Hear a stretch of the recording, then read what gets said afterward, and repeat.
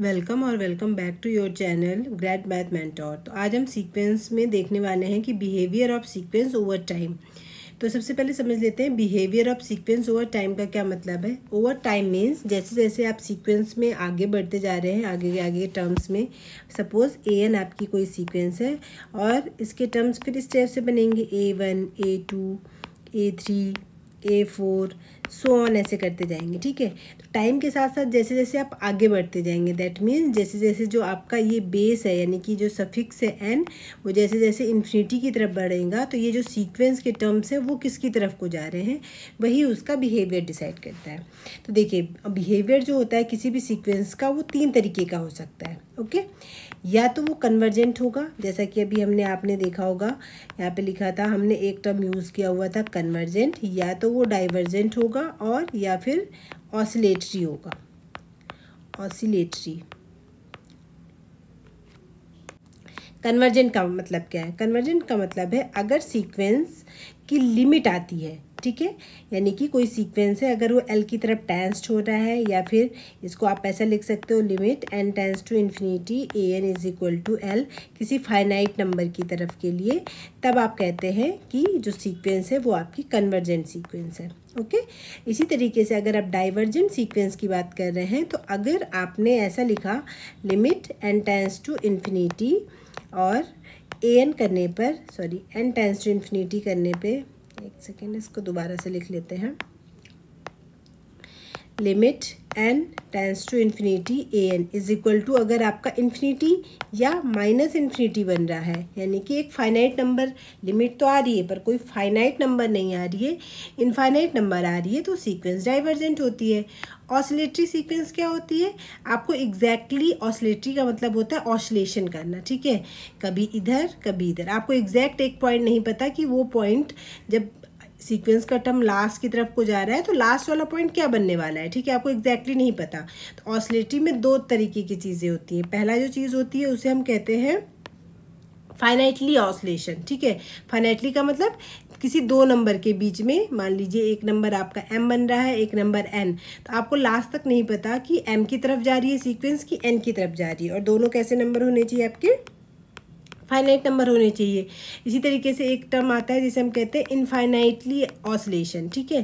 तो infinite oscillation के लिए क्या करना पड़ता है आपको? इनफाइनाइट ऑसिलेशन का मतलब होता है आपको नहीं पता लास्ट की लिमिट प्लस इन्फिनिटी बनेगी या फिर माइनस इन्फिनिटी बनेगी। ओके, तो आई होप आपको डेफिनेशन क्लियर हो गई होगी। कन्वर्जेंट का मतलब ये होता है कि लिमिट आ रही है, डाइवर्जेंट का मतलब होता है कि लिमिट आ रही है बट इनफाइनाइट या माइनस इनफाइनाइट में से कोई आ रही है। ऑसिलेशन का मतलब होता है किसी 2 नंबर के बीच में आपको कन्फ्यूजन रहेगा, हमेशा एक पर्टिकुलर लिमिट नहीं आएगी कोई सी भी। अगर वो कन्फ्यूजन फाइनाइट नंबर के बीच में है तो वो फाइनाइटली ऑसिलेटरी होती है, और अगर इनफाइनाइट नंबर के बीच में यानी कि प्लस इन्फिनिटी और माइनस इन्फिनिटी के बीच में है तो उसे हम कहते हैं इनफाइनाइटली ऑसिलेशन। ओके, तो ये तो हो गई आपकी मैथमेटिकल डेफिनेशन। इसी के साथ ही हम इसमें समझ लेते हैं इसकी जो एप्सिलॉन डेल डेफिनेशन के हिसाब से क्या होता है, ठीक है। तो देखिए, कन्वर्जन का मतलब अपने सीधा सीधा सा बोला है कि लिमिट आनी चाहिए, और लिमिट के लिए एप्सिलॉन डेल डेफिनेशन हम क्लियर हो चुके हैं, ठीक है। तो फिर से देख लेते हैं हम कन्वर्जन के केस में क्या होगा।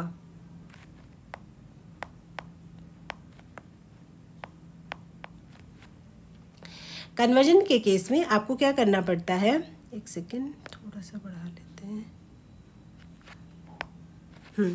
कन्वर्जन के केस में आपकी डेफिनेशन होती है for every epsilon greater than 0 there exist a natural number m, यानी कि m belongs to n such that, किस हिसाब से आती है वो, सच दैट मॉड ऑफ, यानी कि डिस्टेंस बिटवीन सीक्वेंस का term and the limit mod l is less than epsilon हो जाएगा for every n greater is equal to m, ठीक है। तो इसको हम फिर से एक्सप्लेन करते थे। इसका मतलब है जैसे जैसे आप सीक्वेंस के टर्म इन्फिनिटी की तरफ करते जाएंगे और सीक्वेंस अगर n की तरफ को टेंस्ड हो रही है तो इसका मतलब सीक्वेंस के जो भी टर्म्स होंगे और इस लिमिट l के बीच का जो डिफरेंस है वो बहुत कम होता जाएगा, लगभग नेग्लिजिबल, यानी कि लगभग एल के आसपास ही जितने भी टर्म्स हैं सीक्वेंस के, जो इन्फिनिटी की तरफ बढ़ने पर वो एल के आसपास ही मंडराने वाले हैं, ठीक है।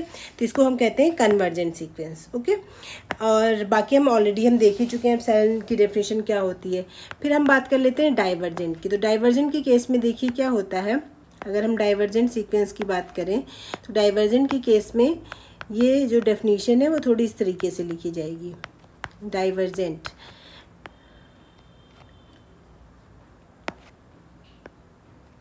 देखिए डाइवर्जेंट का मतलब क्या होता है कि जो सीक्वेंस का जो बिहेवियर है, जैसे जैसे आप इन्फिनिटी की तरफ को बढ़ते जाएंगे आपकी वैल्यू जो होगी एन जैसे जैसे इन्फिनिटी की तरफ को बढ़ेगा ए एन की भी वैल्यू या तो इन्फिनिटी बनेगी या फिर माइनस इन्फिनिटी की तरफ को बढ़ती जाएगी। ठीक है, तो इसकी जो डेफिनेशन है वो इस तरीके से कह सकते हैं, स्पेशली उसके लिए अगर आपकी definition a n tends to infinity के लिए है तो देखिए क्या होगा।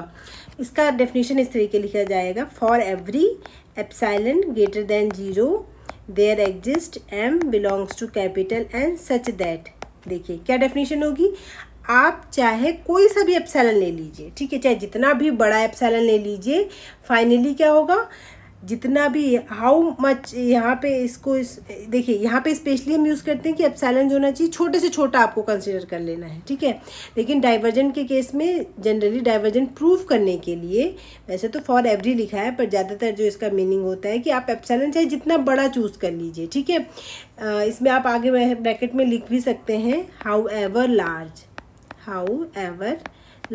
आप चाहें तो जितना बड़ा एप्सिलॉन चूज़ कर लीजिए। आप हमेशा देखेंगे कि सीक्वेंस के टर्म्स उसके बाद उससे भी बड़े आएंगे। मान लीजिए आपने एप्सिलॉन जितना भी बड़ा ले लिया, सीक्वेंस के टर्म उस एप्सिलॉन से ही भी बड़े आने लग जाएंगे, for every n greater is equal to M.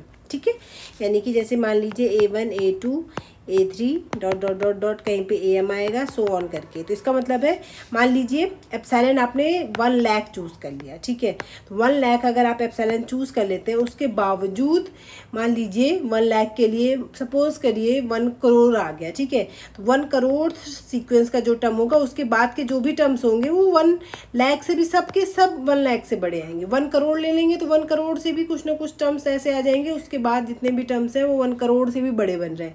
इसका मतलब क्या है कि सीक्वेंस के टर्म की जो अपर लिमिट है वो कभी पहुंच ही नहीं रही। आप जितना बड़ा सोचते हैं आप उससे भी बड़े सीक्वेंस के टर्म्स आपको मिलने वाले हैं। तो इसका क्या मतलब है कि इसका मतलब वो इनफाइनाइट की तरफ जा रहा है। जब आप कोई भी नंबर सोचो आपको उससे भी बड़ा नंबर हमेशा अवेलेबल है, तो इसका मतलब वो इनफाइनाइटली लार्ज हो रहा है। ठीक है, तो ये हो गई आपके पास डाइवर्जेंट की कंडीशन अगर वो टेंड्स टू इन्फिनिटी है। इसी तरीके से टेंड्स टू माइनस इन्फिनिटी के केस में क्या डेफिनेशन बनेगी, अगर an आपने लिखा है टेंड्स टू माइनस इन्फिनिटी तो उस केस में डेफिनेशन क्या बनेगी, for every epsilon greater than 0 there exist n m belongs to capital N such that. इस केस में आप क्या करेंगे, क्योंकि माइनस इन्फिनिटी छोटा नंबर है तो यहाँ पे आप लिखेंगे हाउ एवर स्मॉल।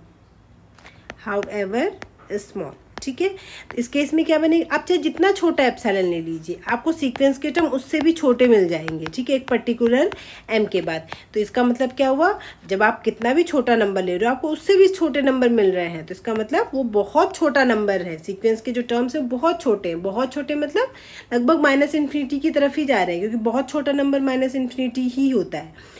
ठीक है, तो ये हो गया आपके पास डाइवर्जेंट की डेफिनेशन। फिर फाइनली आता है आपके पास ऑसिलेशन की। तो ऑसिलेशन के एज सच कोई डेफिनेशन नहीं है। ठीक है, इसका बस यही वाला जो है तरीका वही हम ज़्यादातर यूज़ कर पाते हैं। ठीक है, तो देख लेते हैं कन्वर्जेंट का। बेसिकली सबके एग्जाम्पल देख चुके हैं बट हम फटाफट इनके एग्जाम्पल भी देख लेते हैं। कन्वर्जेंट जिसकी लिमिट आती है, सपोज करिए आपने एग्जाम्पल ले लिया sequence an is equal to 2n upon में n+3। क्या ये कन्वर्जेंट है, आप सीधे लिमिट लगाइए, limit n tends to infinity और आपने देखा 2n अपॉन में क्या देखा n+3, n कॉमन करेंगे ऊपर से तो ये बनेगा आपका limit n tends to infinity 2 upon में 1+3 अपॉन में n, तो इज इक्वल टू इन्फिनिटी लगाएंगे, n से n कैंसिल हो गए। ठीक है, इन्फिनिटी लगाएंगे तो 0 बनेगा, तो टोटल कितना बन जाएगा 2। तो इसकी लिमिट आ रही है, एक लिमिट आ रही है और फाइनाइट आ रही है, तो ये सीक्वेंस कैसी हो गई, कन्वर्जेंट सीक्वेंस हो गई। सिमिलरली डाइवर्जेंट सीक्वेंस के एग्जाम्पल ले लेते हैं। तो कन्वर्जेंट के हम बहुत एग्जाम्पल दे सकते हैं, जो भी जितने भी हमने लिमिट वाले एग्जाम्पल देखे हैं जिसकी लिमिट एग्जिस्ट कर रही है वो सारी सीक्वेंस कैसी है, कन्वर्जेंट सीक्वेंस है। ठीक है, डाइवर्जेंट सीक्वेंस के एग्जाम्पल की बात कर ले, मान लीजिए 2n ले लीजिए, तो इसके टर्म्स कैसे बनेंगे 2 4 6 8 dot dot dot dot so on. तो इसकी लिमिट कैसे चेक करेंगे, limit n tends to infinity 2n, infinity लगाएंगे तो इन्फिनिटी आ जाएगा आंसर। ठीक है, तो इसकी सीक्वेंस ये कैसी सीक्वेंस हो गई, डाइवर्जेंट सीक्वेंस। ऐसी और ले लीजिए 3 की पावर n टाइप की सीक्वेंस, यानी कि 3 3 का स्क्वायर, 3 का क्यूब, डॉट डॉट डॉट, इस टाइप की सीक्वेंस है।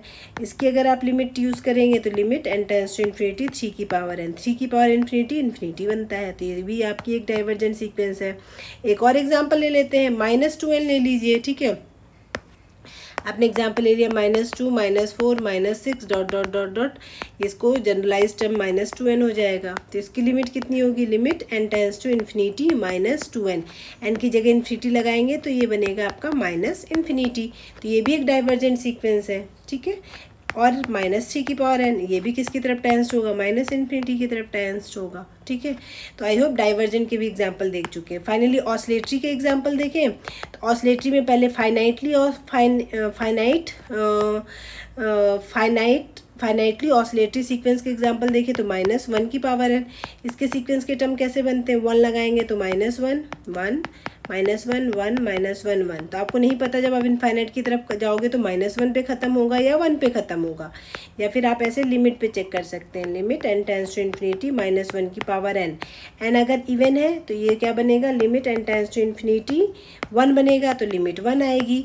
और n अगर ऑड है तो ऑड के केस में क्या बनेगा, ये limit n tends to infinity -1, तो इसकी वैल्यू -1 आएगी। तो दो वैल्यू के बीच में इसकी जो लिमिट है वो ऑसिलेट कर रही है, तो इसलिए ये ऑसिलेटरी सीक्वेंस हो गई, ठीक है। इसी तरीके से इनफाइनाइटली ऑसिलेटरी सीक्वेंस का एग्जांपल ले लेते हैं। मान लीजिए एग्जांपल है आपका 1 की पावर n इंटू n, तो ये सीक्वेंस का टर्म कैसे बनेगा, सेम वही, limit n tends to infinity हो जाएगा और -1 की पावर n इंटू n। तो n अगर आपने क्या कर दिया, ऑड ले लिया है, तो n ऑड होगा तो ये वाली वैल्यू क्या बनेगी, limit n tends to infinity और -1 की पावर n माइनस बनेगा, तो -n is equal to -infinity.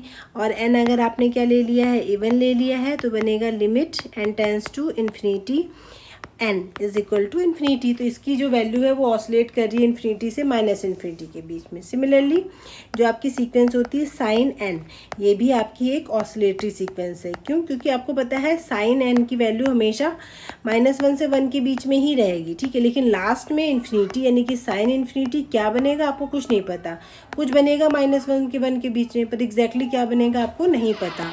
तो ये भी एक ऑसिलेटरी सीक्वेंस का एग्जांपल है और भी फाइनाइटली ऑसिलेटरी के सीक्वेंस का। अगर आगे n इंटू साइन n कर देंगे तो ये इनफाइनाइटली ऑसिलेटरी सीक्वेंस का एग्जांपल हो जाएगा, ओके। तो आई होप आपको ये चीज़ें क्लियर हो गई होंगी, कन्वर्जेंट, डाइवर्जेंट, ऑसिलेशन, ठीक है। अब हम नेक्स्ट वीडियो में क्या करेंगे, कन्वर्जेंट कैसे कैसे निकाल सकते हैं, क्या लिमिट ही एक तरीका होता है निकालने का या इसके और भी तरीके होते हैं। तो नेक्स्ट वीडियो में हम जो और तरीके होते हैं उन पर बात करेंगे, किसी सीक्वेंस की लिमिट हम कैसे निकाल सकते हैं या वो कन्वर्जेंट है या नहीं है वो कैसे चेक करेंगे, okay. Thank you for watching.